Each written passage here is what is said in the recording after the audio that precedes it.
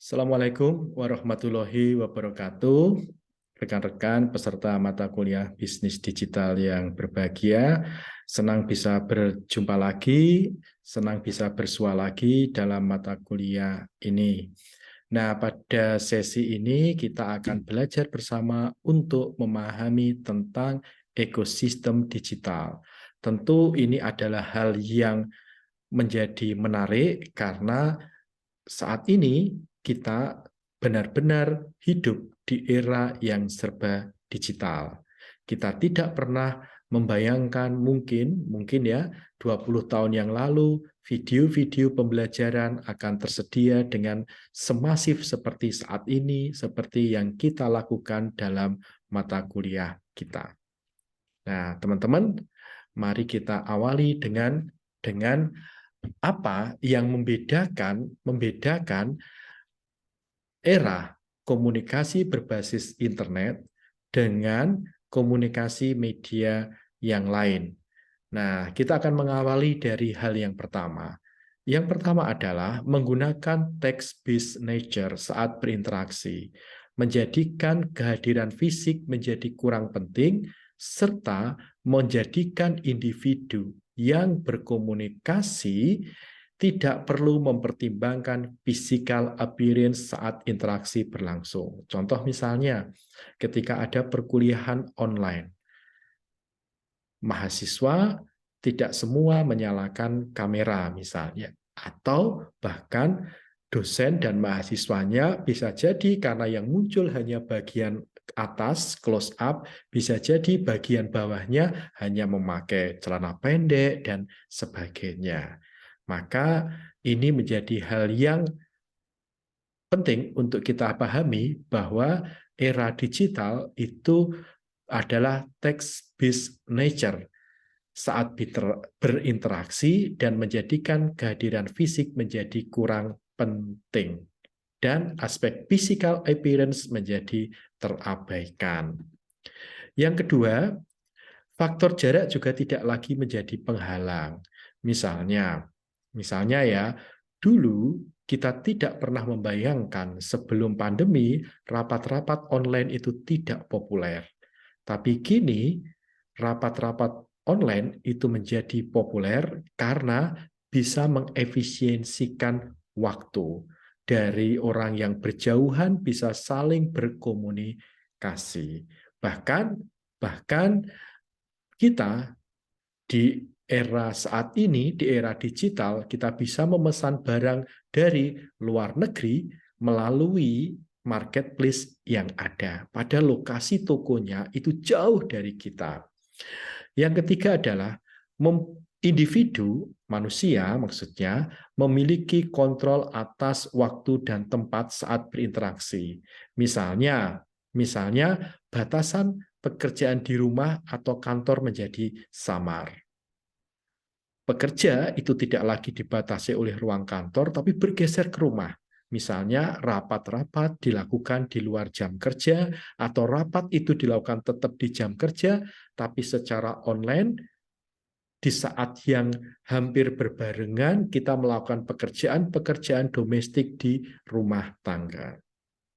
Nah, yang lain yang menarik adalah di era ekosistem digital, adalah fenomena asinkronus. Asinkronus berarti pesan mungkin dapat diterima secara bersamaan atau serempak dalam waktu tersebut.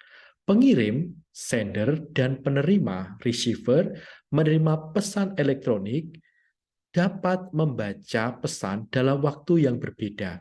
Namun mereka dapat berinteraksi dalam waktu yang baik. Misalnya kita mengirimkan pesan di aplikasi WhatsApp bisa jadi tidak langsung dibaca, namun akan di-reply atau dibalas beberapa waktu kemudian.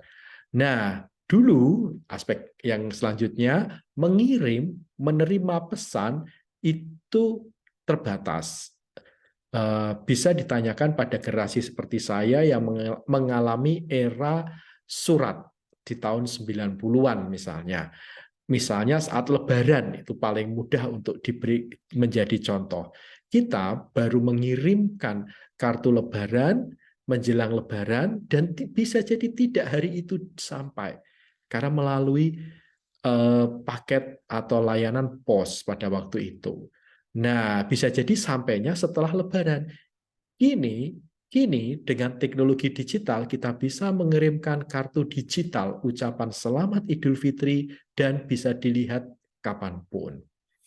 Yang selanjutnya adalah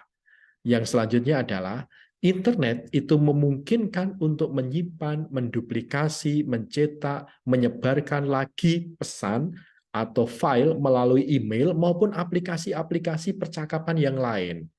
Nah, ketika pesan itu sudah ditransfer dalam bentuk digital, kontrol pesan itu ada dalam individu pengirimnya. Nah, teman-teman, hal yang harus kita pahami adalah bahwa kita sekarang berada pada network society, masyarakat berjejaring. Saya memfollow teman-teman di media sosial, teman-teman memfollow saya di media sosial, kita saling follow, itu adalah network society.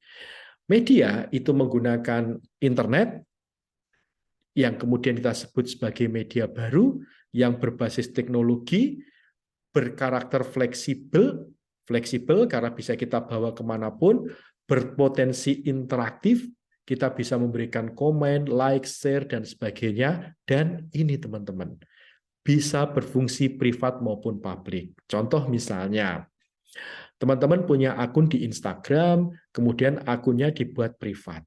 Kan jelas, ya kan? Fungsi privat maupun publik. Nah, bagian dari media baru ini adalah network society atau masyarakat jaringan. Masyarakat jaringan adalah formasi sosial yang berinfrastruktur dari kelompok, organisasi, dan komunitas massa yang menegaskan bentuk awal dari organisasi dari segala sisi, baik dari individu, grup, organisasi, dan kelompok sosial. Makanya dalam network society ini komunikasi terjadi dalam berbagai level. Komunikasi antar pribadi di antara individu, komunikasi kelompok yang melibatkan grup, komunikasi organisasi, maupun komunikasi publik. Nah, ini teman-teman, apa sih media baru itu? Kita akan merujuk pada Dennis McWile, salah satu ilmuwan terkemuka dari ilmu komunikasi yang mengkaji banyak hal tentang komunikasi massa, termasuk komunikasi di digital. Yang pertama, media baru itu saling terhubung. Kita terhubung satu sama yang lain, misalnya di media sosial. Saya kenal teman-teman, teman-teman kenal sama teman saya kenal dengan temannya teman-teman. Ya kan? Itu menunjukkan saling keterhubungan. Yang kedua, aksesnya terhadap individu sebagai penerima maupun pengirim pesan. Dulu di komunikasi massa era konvensional, audiens hanya sebagai konsumen. Sekarang audiens bisa menjadi produser sekaligus konsumen. Apa yang disebut sebagai prosumer, produsen dan konsumen. Yang kedua, interaktivitasnya yang tinggi. Di media sosial ada orang mengunggah, kita memberikan komen, kemudian kita dikomen balik, dan sebagainya. Yang keempat, kegunaan yang beragam, karena karakternya yang terbuka. Contoh misalnya, Instagram bisa digunakan untuk banyak hal. Bisa untuk kebutuhan pribadi, bisa kebutuhan untuk pemenuhan kebutuhan pribadi, bisa untuk pemenuhan kebutuhan sosial, bisa digunakan untuk branding oleh korporasi. Ini kan menjadi sesuatu yang menarik, ya kan? Yang terakhir, sifatnya yang ada di mana-mana. Sejauh itu terjangkau oleh teknologi, maka teknologi bisa menjangkau daerah tersebut, ada akses dan sebagainya, maka teknologi digital media baru akan selalu ada. Terima kasih teman-teman untuk telah mengikuti materi kita di hari ini. Semoga apa yang saya sampaikan bermanfaat kepada teman-teman untuk memahami tentang ekosistem digital. Terima kasih.